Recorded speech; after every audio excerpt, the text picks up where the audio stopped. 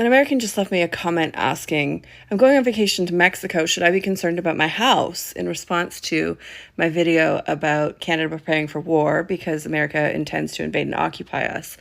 But their concern was, well, what about me and my house? And let's set aside that for just a brief moment. But I feel Americans don't know what's going on. And I say this because my aunt lives in California. She's very progressive and watches MSNBC. And she's very up on the news. She had no idea what's been going on with ICE. I don't mean the people in your country, ICE. I mean like the tourists who keep getting thrown in jail. Do Americans not know this is happening? I mean, she didn't, to be fair. Like I said, it's just when I say do Americans not know, it's rhetorical because blowing my mind. But let me run you down of what's been going on. This week in Canada, especially where I live in Vancouver, we've been following the story about a Canadian woman who was thrown in chains and locked up by ICE. Now, the great news is the well-off white woman is being released from ICE. We think she should have been home last night. Maybe she's home today, but she was down there for like 11, 12 days. This is a woman who spent hundreds of thousands of dollars starting up her own company, had a valid visa in the US for the next 3 years that they unexpectedly revoked from her. And then when she was back in Vancouver visiting family, and so she was traveling, she went to Mexico, she tried to enter again, but brought all new paperwork and a lawyer and said, listen, like, I don't really know what happened because I've had this visa for 3 years already and something went wrong when I was leaving. Like, I'm not sure what's going on. So let's figure this out. And they said, oh, no, we're throwing you in jail. So they put her in ICE detention. Then they eventually put her in an Arizona private for-profit prison. And she was there like lights on, fully in chains, packed 30 to a cell. And again, I'm just going to preface all of this with, we know that ICE has been bad for everybody for a long time and specifically targeting Black and brown people. So it's awful. It's awful. There's no excuse or justification.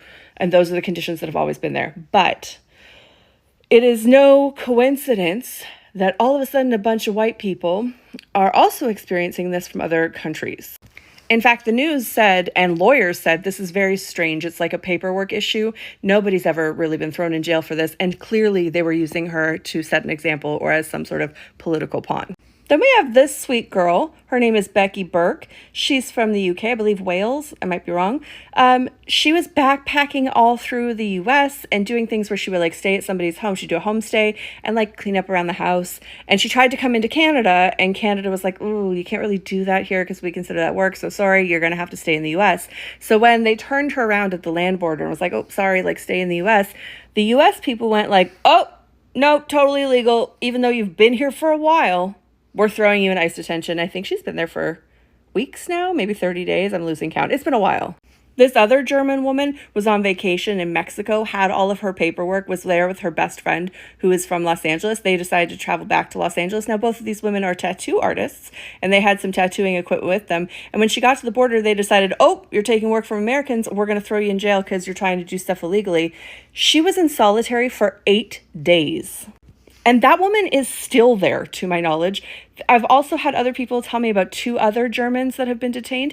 And then yesterday it came out that there was a man, I'll show you here. This guy, he was detained. He's a green card holder. He's lived in America for a super long time. He's originally, I believe, German, has a partner and an 8-year-old child. He was out of the country in Luxembourg and coming back home, and they pulled him out. ICE detained him, they stripped him naked, and they took away his meds. So, guys, I know that Americans right now are like, well, what about my spring break? In Canada, we're like, I don't think that we can go to your country. We could be thrown in prison. Not only are people canceling, there's a whole other executive order that came out against snowbirds that come to the States. And I don't remember if I've done a video on this yet. I could do a longer one if people need. But basically, it's saying that Canadians are now going to require a visa to go to the US, which has never happened. And they are also going to have to register with Homeland Security. Never happened. They will need to be able to prove that they've registered. At any point, they're going to be stopped and asked for that proof. And if they can't prove it, they will be fined $5,000 and potentially thrown in jail for 30 days. This is very serious. So Apologies to the woman in my comments who, upon me saying Canada is preparing for war because America is going to invade us, and she said, "Oh my God, but I'm going on vacation. Should I worry about my house in Oklahoma?" I wasn't too concerned about your house in Oklahoma because there's other stuff going on right now. And listen, it's Saturday morning. I need a small break to regroup and have some coffee. It's going to be a long war by the sounds of it, but if Americans see this, it's long. Probably this won't hit the algorithm very well, and people are going to pass it by. But if you could get this word out, I would really appreciate it. The US is actually set to lose $4 billion because Canadians aren't traveling there anymore. You can read this article from Forbes. It's not paywalled. It's from March 10th. Just our road trippers boycotting the US could mean a loss of $4 billion. It also says that the Flight Center, our largest travel agency, told Forbes it saw a 40% decrease in leisure bookings in February and a 20% cancellation rate on pre-booked trips to the US in the past 3 months. So yeah, the tourism economy is gonna collapse in the US.